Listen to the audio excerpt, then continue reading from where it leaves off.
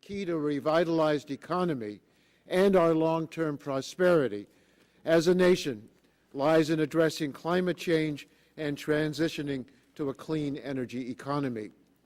U.S. industries want to invest in a clean energy future, but uncertainty about whether, when, and how greenhouse gas emissions will be reduced is deterring these vital investments.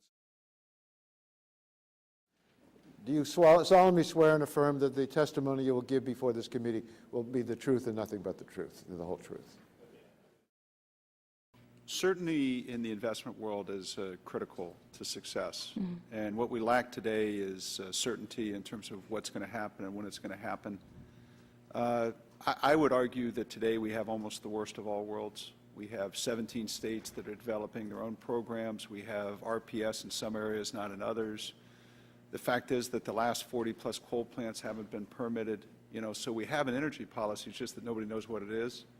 And it shows up in terms of those consequences. So, look, I say this with great respect to my colleagues. I didn't come to this as an environmentalist. I come to it as an industrialist.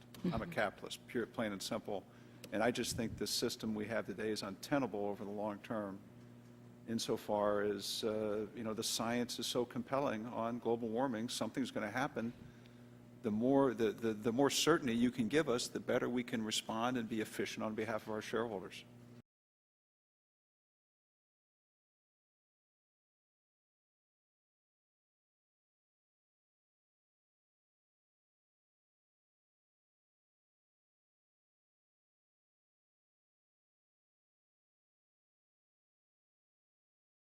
Regulatory uncertainty is postponing investments in renewables and other green technologies.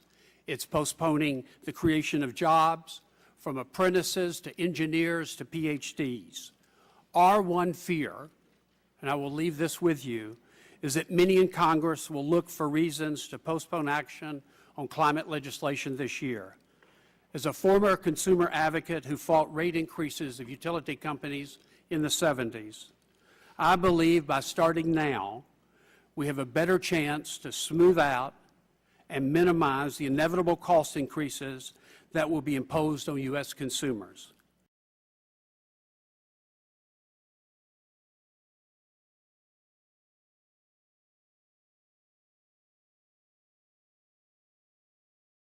The cap creates customers, and if America has ever needed customers at home and abroad, both for new and existing technologies, now is that time. And thank you, Mr. Chairman, for your commitment to move legislation out of this committee by the Memorial Day recess. For the sake of our atmosphere and our economy, we really need Congress to enact this legislation this year.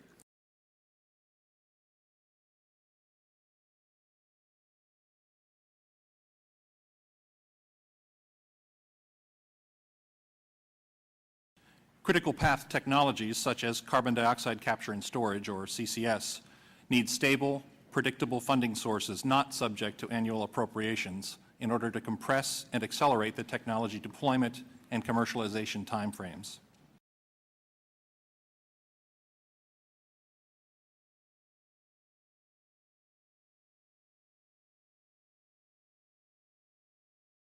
When one thinks about the consequences of inaction, just for example, in water in the West or hurricane damage in the East, they more than swamp the costs associated with dealing with climate change. And what we've learned from business is the sooner you start working on a major problem, the more degrees of freedom that you have in solving that, and the solutions are cheaper. So the costs will not be inconsequential, but they will be less than the cost of inaction.